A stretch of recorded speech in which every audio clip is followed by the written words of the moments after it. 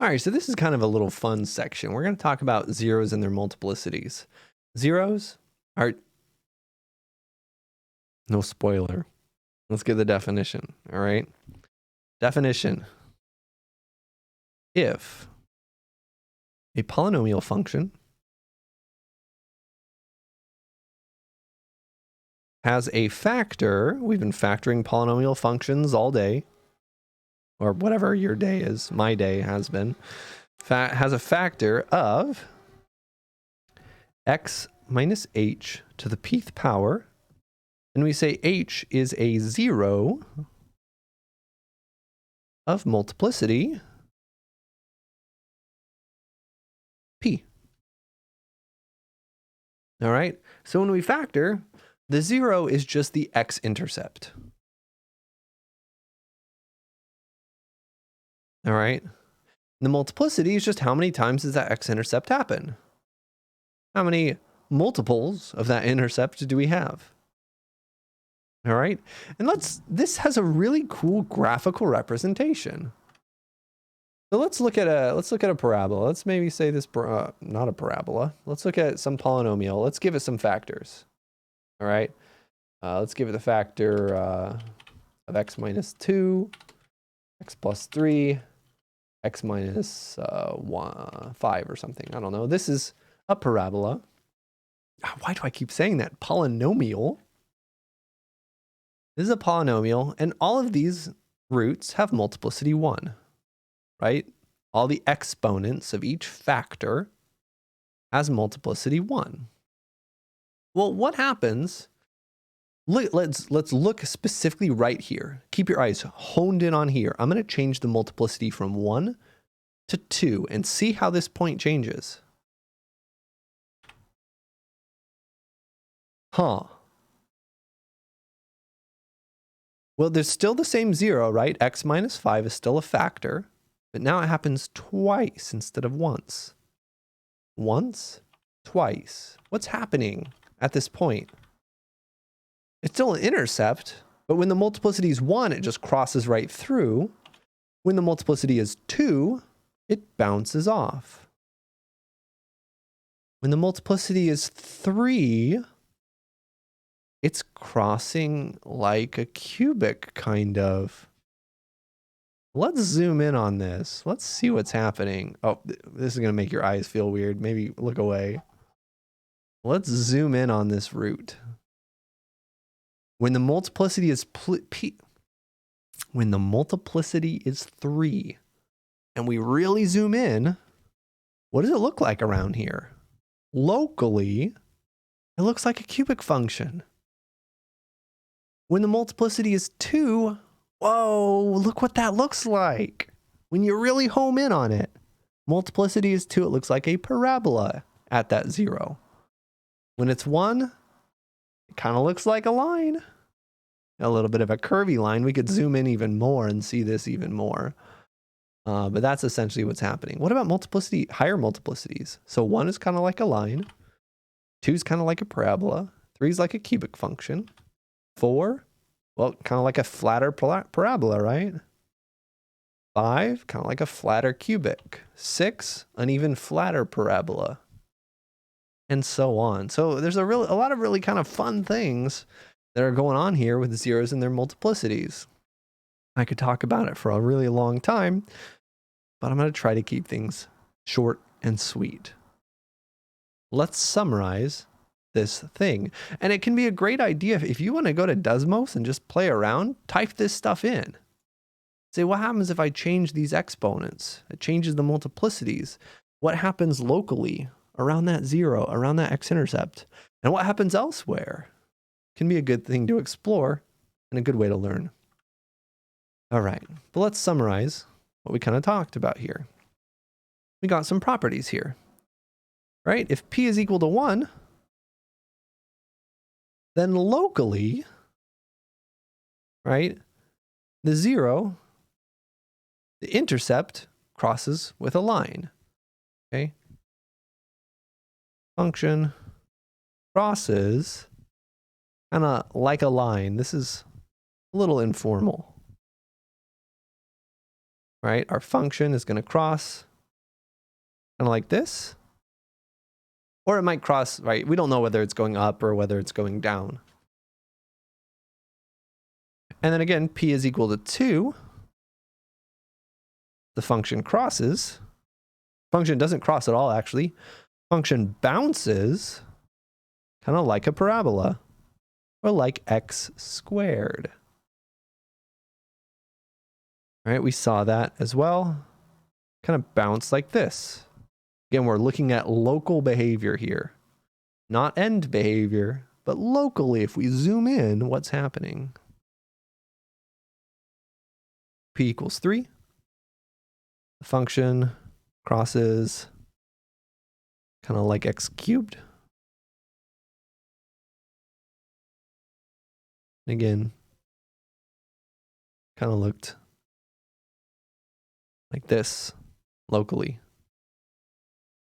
And if p is bigger than 3, then it's basically just like the 2 or 3 case, just flatter. Okay. So like p equals 2 or p equals 3, just flatter.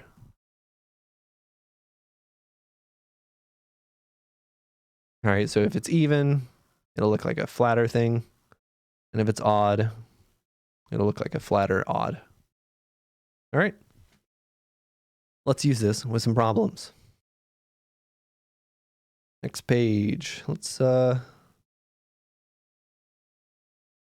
oh, that is a lot of, that's blinding. You may be able to tell, by the way, I do like darkness. Let's look at, this is going to be example 2. Let's say we have some function and the zeros are maybe over here and maybe here and maybe here. And the function kind of looks like this.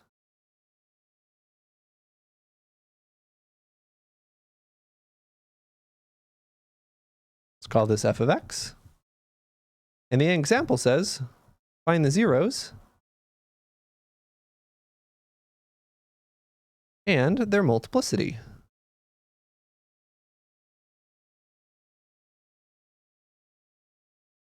And again, let's say that we're counting by 1. This is -5 right here. This is 5 right here. So the zeros are just the x-intercepts, right? So the zeros are when x is equal to -5, positive 0, positive 0, -5, and 0, and positive 6. What about their multiplicities? Well, that just means zoom in on each one of these. Right? If we zoom in on this first one, that looks like a parabola. So the multiplicities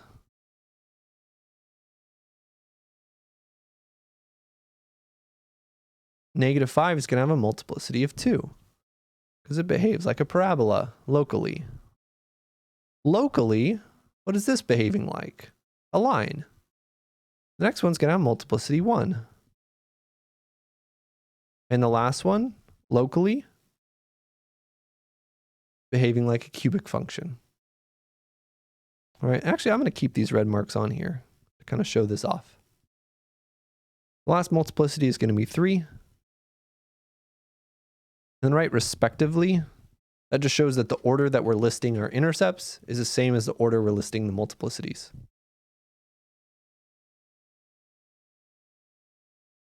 There we go. That's how you approach these problems. Now you might also get some problems where like it's a little flatter and there's a little bit more ambiguity. Like maybe you're getting a problem. It looks like this. And you're saying, all right, that's too flat to be a parabola. Maybe the multiplicity is 4. Maybe the multiplicity is 6. As long as you give a pretty good guess, you're going to be in the clear. All right. Let's do another one. Example 3. Find the zeros and their multiplicities. Oh, I can't write. I tried to save that word. It didn't work. Is it multiplicity or multiplicities? English question, not math. multiple zeros that have multiple multiplicities. I think it'd be multiplicities. I don't know. Part A, f of x equals x squared times x plus 2 cubed times x minus 3 squared. Remember the definition. If there's a factor of x minus h to the p, then h is the zero and p is the multiplicity.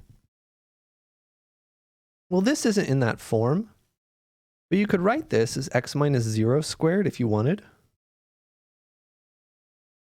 Just another way to see what the zero is and what the multiplicity is.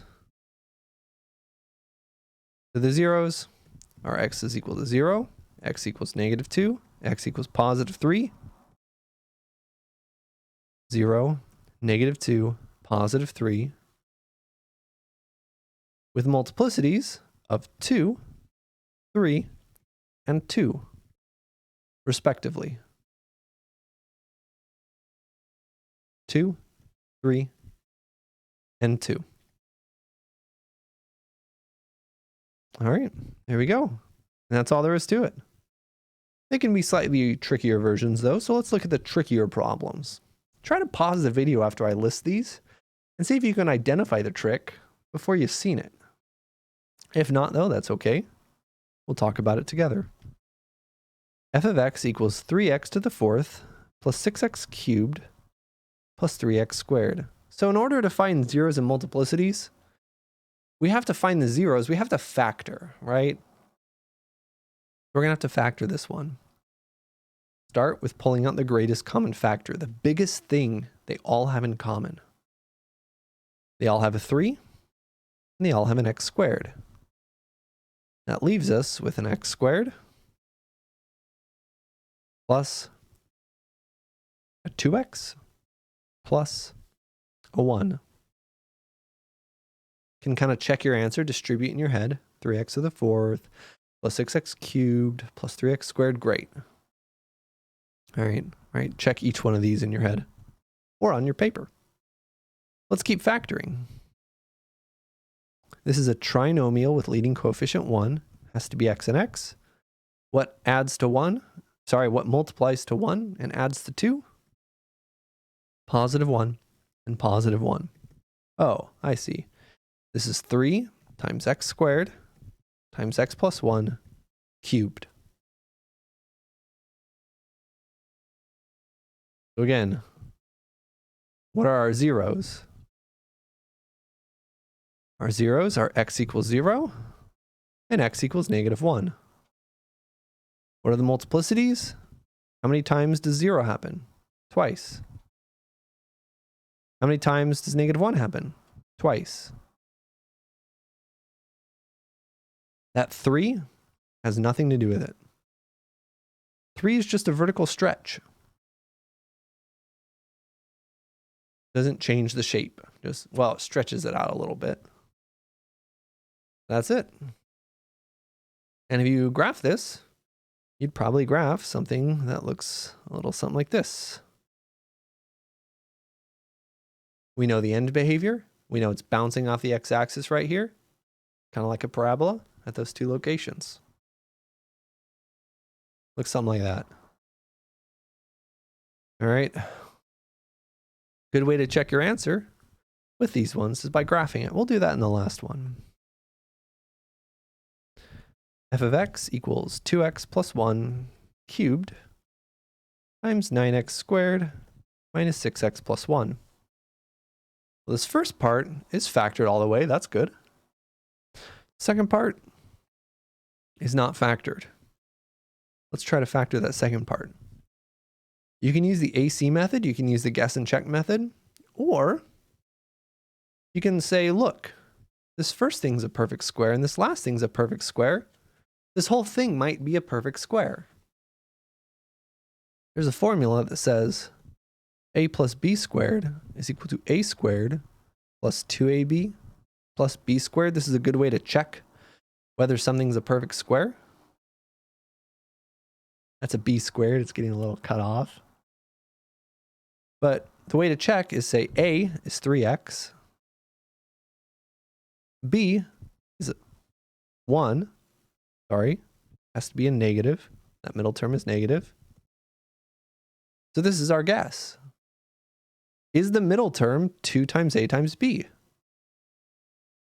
Well, a times b is 3x. Multiply that by 2, that's negative 6x. Yep. A times b is negative 3x. I misspoke. Or you could check your answer the long way. A lot of different ways to get to this factoring. I'm just trying to introduce a new one. Now it's fully factored. Our zeros, our x equals negative a half and positive a third. You could solve these on the side. And the multiplicities are 3 and 2, respectively. Let's check our answers to this one. Let's graph it and see if it lines up with what we expect. 2x plus 1 cubed. And always make sure to graph the original. 9x squared minus 6x plus 1. All right, this graph is not popping up because we're really zoomed in on 5. All right, so let's zoom out a little bit. Ah, there it is. All right, we said, did we say there's a 0 at negative a half and positive a third? I hope so. Good, we did say that. Negative a half, positive a third. We see that. What about their multiplicities? Let's zoom in on this one. Locally, it's kind of behaving like a cubic. Multiplicity of 3. What about this other one? Locally, it's kind of bouncing like a parabola. Multiplicity 2 on that second one. That's how you can visually connect our answers right here. And that's the video. Good luck, and let me know if you have any questions.